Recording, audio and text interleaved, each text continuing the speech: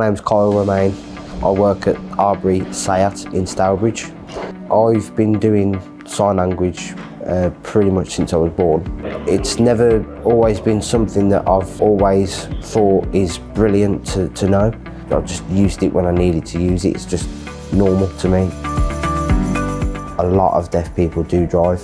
How many of them get to go to a dealership and buy a car with ease with someone who can speak sign language? Not many. More people should do it. Obviously we saw the video that went a bit mad, which I thought was absolutely amazing. I was actually still based at Solihull at the time the video came out, but I thought it was amazing that how many people it reached. I just think it's an avenue where people that would feel uncomfortable coming into an environment where they can't hear, to have someone like Kyle being able to relay information to them about a purchase. I just think it's amazing. His partner is an interpreter. When it comes to finance and stuff, not everyone understands exactly what's going on with it. So she was like trying to understand what's going on and translate at the same time. But I know what I'm talking about, and I'm fluent enough to explain that as well. And he understood it completely.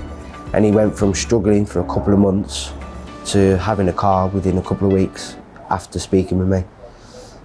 So the communication is the important aspect, to understand what we are agreeing into. So for example, linking to financing, is the contract, what's on the contract, because it's all in English, and you know that communication to explain what's in that document is number one.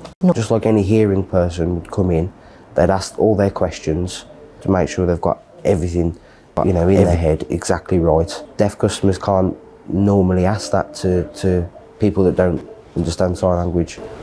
There's quite a few people in my family that are deaf. My dad being one of them, on my dad's side. My mum's side, her parents were deaf. They taught me how to sign from a young age, but that's where it all came from, really. I never really realised until I got into my 20s how much people are sort of blown away by the fact that I can do it. We used to go to different events that involved a lot of deaf people. They've spent their whole lives not just learning sign language, but learning how to speak to a hearing person. So it would be good to encourage more employers to employ more deaf people. It's a simple, fantastic communication. It's their first language, so they can understand.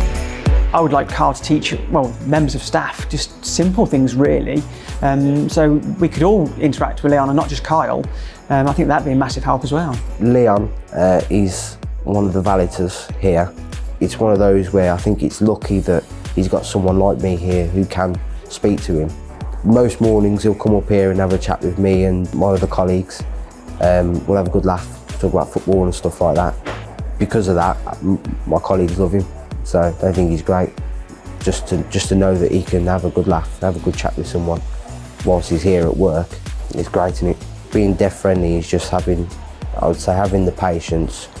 Probably understanding the basics of sign language is the main thing. If you keep covering your mouth, turning away and talking and not sort of looking them directly in the eye and speak clearly, at least, if you can't sign. Another one that I can think of, maybe using gestures, you know, pointing if you're directing them to anywhere.